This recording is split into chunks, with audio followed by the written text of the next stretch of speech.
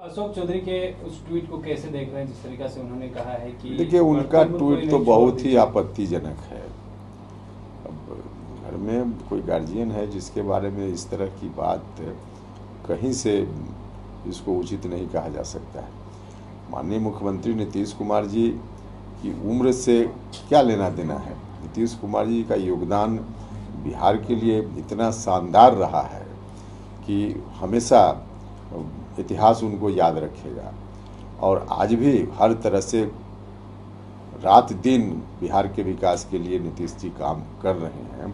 और उनके बारे में उम्र का हवाला देकर के कोई व्यक्ति इस तरह से तंज कसे तो यह बिल्कुल गैर मुनासिब है, बिल्कुल गलत है, आपत्तिजनक है।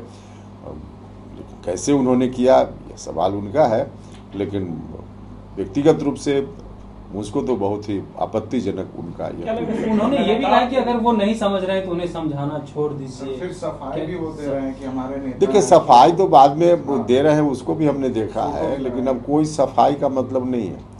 कहा जाता है कि तीर कमान से और बात जुबान से निकल जाती है, तो सफाई देने का क्या मतलब। उन्होंने जो कुछ भी कहा अब लोगों के सामने है, ट्वीट के माध्यम से जो बात कही है बहुत ही आपत्तिजनक है। नीतीश कुमार जी हर तरह से बिहार का विकास पहले भी उन्होंने किया है और अभी भी रात दिन लगे हुए हैं, मेहनत कर रहे हैं। तो अब उनके सामने में इस तरह की बात उम्र का हवाला दे करके कोई व्यक्ति उनके ऊपर कुछ भी तंज कसे, मेरे जैसा आदमी तो इसका कभी क्या लगता है श्याम रजक आने से उनकी बेचैनी बढ़ गई है क्या, इस वजह से इस तरह की बात। अब देखिए जिस वजह से उनकी बेचैनी बढ़ गई हो तो वही जानेंगे, लेकिन उस पार्टी को बनाने में शुरुआती दौर में उनका तो कोई योगदान रहा ही नहीं है। तो नीतीश जी उस पार्टी के सब कुछ हैं, तो जैसे पार्टी चलाते रहे नीतीश कुमार जी की इच्छा, जैसे जिस तरह से पार्टी चलाने मामला उनका है। लेकिन व्यक्तिगत रूप से इस तरह की बात कोई करे नीतीश जी के प्रति तो हम तो कहीं से उचित नहीं कहेंगे। की बेटी अब सांसद बन गई है तो एक बड़ा कद घर में आ गया, तो अब देखिए अब इसका तो वही बता पाएंगे कि क्यों उनके मन में इस तरह की बात आई। रात दिन नीतीश कुमार जी के प्रति लगता था कि उनसे नज़दीक का कोई है ही नहीं, खुद ही इस तरह का करते रहते थे।